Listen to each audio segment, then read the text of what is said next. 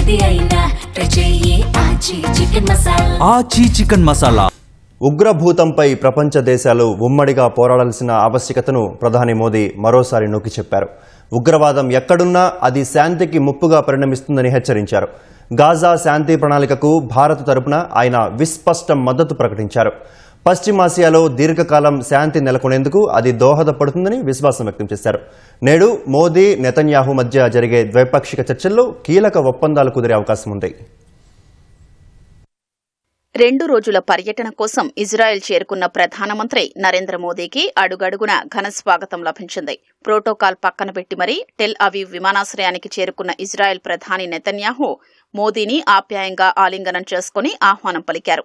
Israel ప్రభుత్వం ప్రధాని మోదీకి రెడ్ కార్పెట్ స్వాగతం పలికింది.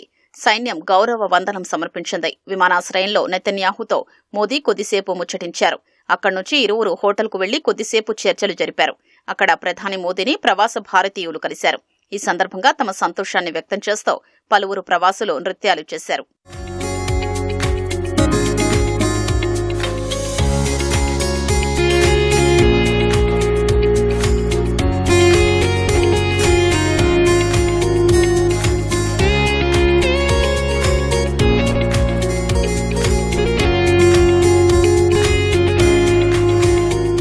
ప్రధాని మోదీ ఇజ్రాయెల్ పార్లమెంటు కనెసెట్లో చరిత్రాత్మక ప్రసంగం చేశారు. తొలుత ప్రధాని మోదీని తమ అత్యున్నత పురస్కారమైన స్పీకర్ ఆఫ్ ద కనెసెట్ మెడల్తో కనెసెట్ గౌరవించింది. భారత్ ఇజ్రాయెల్ మధ్య వ్యూహాత్మక సంబంధాల బలోపేతానికి మోదీ చేసిన కృషికి గుర్తింపుగా ఈ పురస్కారాన్ని ఆయనకు అందజేసినట్లు పార్లమెంటు తెలిపింది. కనెసెట్ స్పీకర్ అమీర్ ఒహానా ప్రధాని మోదీకి పురస్కారం ప్రదానం చేశారు. ఈ మెడల్ను అందుకున్న తొలి నేత మోదీ అని ఇజ్రాయెల్ మీడియా తెలిపింది. ఇజ్రాయెల్, పాలస్తీనా 2 దేశాల నుంచి అత్యున్నత పురస్కారాలు అందుకున్న అరుదైన నేతగా మోదీ నిలిచారు. ప్రధాని మోదీ కనెసెట్లోకి రాగానే పార్లమెంటు సభ్యులు మోదీ మోదీ అంటూ నినాదాలు చేస్తూ స్టాండింగ్ ఓవేషన్ ఇచ్చారు.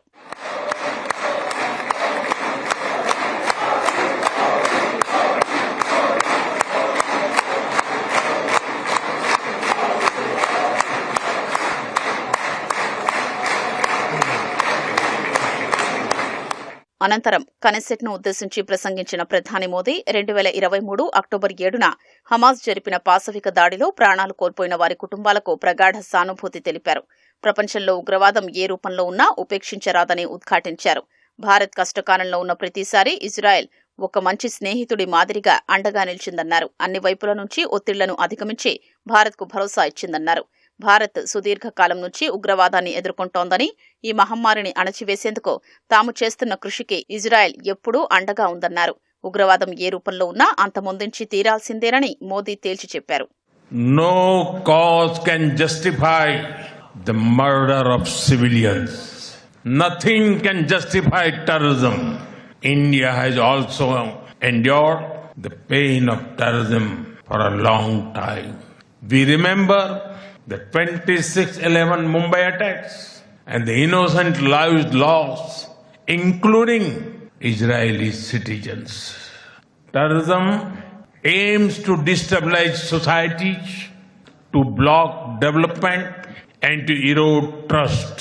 Countering terrorism requires sustained and coordinated global action because terror anywhere threatens peace everywhere.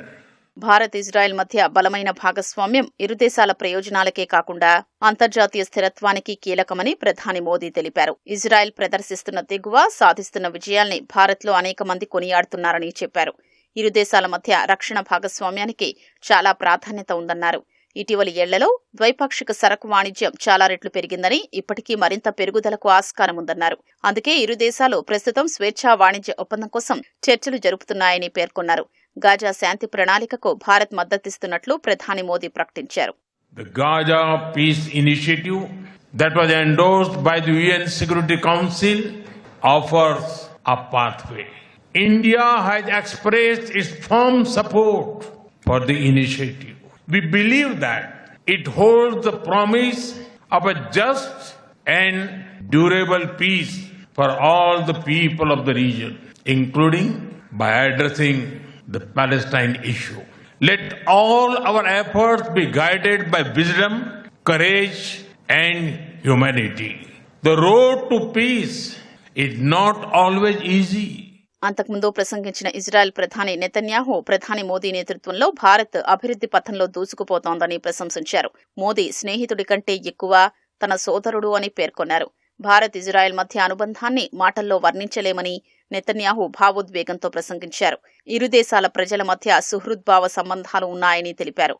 Tel Aviv విమానాశ్రయంలో తనను మోదీ ఆలింగనం చేసుకున్నారన్న నెతన్యాహు కెన్సెట్లో ప్రతి ఒక్కరి తరపున దాన్ని తిరిగి ఇస్తున్నట్లు వెల్లడించారు. ఇది తమ మధ్య ఉన్న ఆత్మీయతకు నిదర్శనమని చెప్పారు.